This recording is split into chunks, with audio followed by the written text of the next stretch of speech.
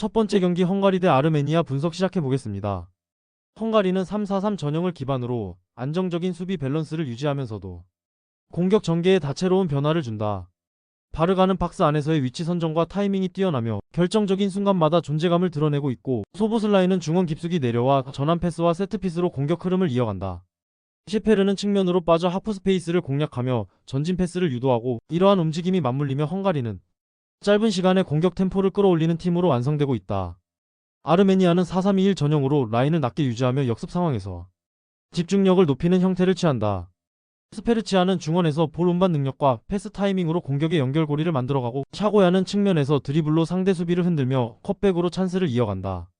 세비키아는 전방 압박이 강할 때 탈압박이 쉽지 않지만 공간이 열릴 경우엔 위협적인 슈팅을 시도하며 팀 전체가 블록을 좁게 유지하면서도 전환 시 빠르게 윙으로 전개의 균형을 유지하려 한다. 헝가리는 전환 속도와 공간 활용 능력에서 뚜렷한 강점을 보이며 소보슬라이의 킥과 셰페르의 침투가 맞물려 아르메니아 수비를 계속 흔들 것으로 예상된다. 아르메니아는 수비 집중력은 좋지만 템포가 빠른 팀을 상대할 때 뒷공간 제어가 쉽지 않아 후반으로 갈수록 헝가리의 공격이 점점 더 위력을 발휘할 가능성이 커 보인다. 두 번째 경기 노르웨이 대 이스라엘 분석 시작해보겠습니다. 노르웨이는 4-3-3 전형을 바탕으로 강한 압박과 빠른 전환으로 경기 주도권을 쥐어간다. 홀란드는 폭발적인 움직임으로 박스 안에서 상대 수비를 압도하며, 웨데가르드는 중원에서 템포를 조율하면서 공격 방향을 자유롭게 전환한다. 슈엘데루프는 좌측 하프 스페이스에서 컷백과 연계를 통해 공격의 리듬을 살리고, 노르웨이는 세컨드볼 회수 이후 빠르게 공격으로 전환하며 홈에서 강한 에너지를 이어간다. 이스라엘은 3-4-3 전형으로 중원 숫자를 늘려 안정적인 전개를 시도하지만 압박 강도가 높은 팀을 만나면 빌드업 템포가 느려지는 모습을 보인다. 아바다는 측면에서 빠른 돌파로 활로를 찾으려 하고, 간델마는 짧은 패스로 전개를 이어가지만 노르웨이의 강한 전방 압박에 고전할 가능성이 높다. 페레츠는 문정 근처에서 마무리 타이밍을 노리지만 지원 속도가 늦어 고립되기 쉽다. 노르웨이는 웨데가르드의 전방 조율과 홀란드의 결정력이 맞물리며 공격의 완성도를 높이고 있고, 이스라엘은 수비 블록을 유지하더라도 체력적 부담이 누적되며 템포가 점차 느려질 것으로 예상된다. 특히 경기 후반부에 이르면 양팀의 활동량 차이가 두드러질 수 있으며 노르웨이가 홈의 강한 압박 리듬을 끝까지 이어가며 승부를 가져갈 가능성이 높게 느껴진다. 세 번째 경기 아랍에미리트 대 오만 분석 시작해보겠습니다. 아랍에미리트는 4-4-2 전형을 유지하며 최근 들어 전술적인 유연함과 템포 조절 능력이 눈에 띄게 좋아졌다. 카이오 카네두는 이선에서 연계와 침투를 동시에 수행하며 팀 공격의 중심을 잡고 있고, 수하일은 폭발적인 스피드를 앞세워 측면과 뒷공간을 적극적으로 공략한다. 알 가사니는 순간적인 움직임으로 수비 라인 사이를 파고들며 득점 찬스를 만들어가고, 홈에서는 세컨드볼 회수 이후 직선적인 전환 공격으로 상대를 압박해나가는 흐름을 보여준다. 오만은 5-4-1 전형을 통해 수비 중심의 전술로 경기를 풀어가며 알 사브이는 제공권의 강점을 보이지만 발이 느려 빠른 전환에는 어려움을 겪는다. 알 아라이는 커버 범위가 넓지만 방향 전환에서 순간 반응 속도가 다소 떨어지고, 다음하는 후방 빌드 없이 안정감을 주지만 압박이 강할 때 템포가 끊기는 경향을 보인다. 결국 오만은 수비의 밀도를 유지하면서도 속도전에서는 한 박자 늦은 흐름을 보인다. 아랍에미리트는 카이오 카네두를 중심으로 한 유기적인 전개와 빠른 측면 침투를 통해 템포를 주도하며, 오만은 수비 집중도를 유지하더라도 전환 속도에서 밀릴 가능성이 크다. 특히 홈에서의 아랍에미리트는 공격 타이밍이 매끄럽게 이어지며 전방 압박과 빠른 리턴 패스로 오만 수비 라인을 점차 흔들어갈 것으로 예상된다. 네 번째 경기 에스토니아 대 이탈리아 분석 시작해보겠습니다. 에스토니아는 4-2-3-1 전형을 바탕으로 안정적인 구조 속에서 기회를 엿보며, 사피네는 전방에서 몸싸움으로 버텨주며 공격의 중심을 잡는다.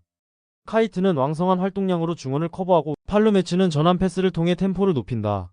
그러나 강한 압박을 받으면 빌드업이 끊기며 라인 간격이 벌어지는 장면이 자주 나온다. 수비 라인은 전체적으로 안정적이지만 하프 스페이스 커버가 늦어지는 약점을 안고 있다. 이탈리아는 3-5-1 전형으로 점유율을 높이며 경기를 지배하고, 레테기는 타이밍 좋은 침투와 결정력으로 득점 루트를 완성한다. 라스파도리는 이선에서 유연하게 움직이며 토날리와의 연계를 자연스럽게 이어간다.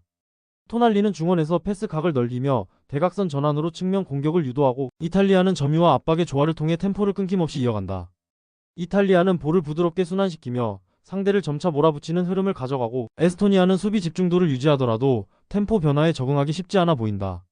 특히 토날리와 레테기의 호흡이 공격 리듬을 자연스럽게 이어가며 경기 전반의 주도권은 점유율과 템포에서 우세한 이탈리아가 잡아갈 가능성이 크다. 다섯 번째 경기 포르투갈 대 아일랜드 분석 시작해보겠습니다.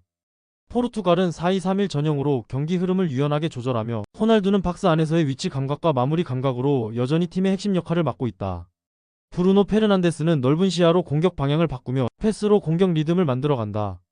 콘세이상은 측면에서 스피드와 드리블로 공간을 넓히며 공격 전개의 다양성을 더하고 이들의 유기적인 움직임은 팀의 점유율과 압박 리듬을 자연스럽게 이어준다. 아일랜드는 4-4-2 전형으로 라인을 낮춰 수비에 집중하며 콜린스는 제공권에서 강점을 보이면서도 빠른 전환 대응에서는 다소 어려움을 겪는다. 메가티어는 측면에서 활발히 움직이며 공격의 흐름을 돕지만 압박이 강할 때는 실수가 늘어난다. 브레디는 후방에서 롱패스를 시도하지만 템포가 느려 강한 압박에 자주 갇히며 결국 공격 전환의 속도가 떨어지면서 수비 중심의 경기 운영으로 이어진다. 포르투갈은 브루노의 패스와 콘세 이상의 돌파가 매끄럽게 이어지며 공격 템포를 주도하고 호날두는 박스 안에서 지속적으로 위협적인 움직임을 가져가며 수비의 시선을 끌 것이다.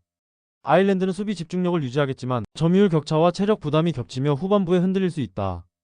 결국 포르투갈이 경기를 유연하게 조율하며 공격의 흐름을 이어가는 모습이 그려진다. 여섯 번째 경기 세르비아 대 알바니아 분석 시작해보겠습니다. 세르비아는 3-1-4-2 전형을 유지하며 후방에서의 안정적인 빌드업으로 경기를 풀어간다. 미트로비치는 제공권과 피지컬을 바탕으로 문전에서 득점 루트를 만들어가며 테르지치는 측면을 넓게 활용해 공격폭을 확장시키고 루키치는 중원에서 패스 템포를 조절하면서 경기 흐름의 중심을 잡는다. 전반적으로 안정된 점유율을 바탕으로 차분히 기회를 만들어가는 팀이다. 알바니아는 4-3-3 전형으로 빠른 전환과 압박을 활용해 공격의 활로를 찾는다. 브로야는 피지컬과 속도를 앞세워 상대 수비를 흔들고 아사니는 짧은 연계와 순간 침투로 공간을 파고들며 공격의 흐름을 이어간다. 바이라미는 중원에서 볼을 배급하며 패스로 공격 템포를 높이고 팀 전체가 빠른 템포 전환으로 리듬을 유지하려는 움직임을 보인다. 세르비아는 점유율을 유지하며 템포를 조절하는 반면 알바니아는 순간적인 스피드로 균형을 무너뜨리려 할 가능성이 높다. 양팀 모두 수비 밸런스가 좋아 득점보다는 경기 흐름 싸움이 될 것으로 보이며 서로의 리듬을 견제하는 팽팽한 전개가 이어질 전망이다.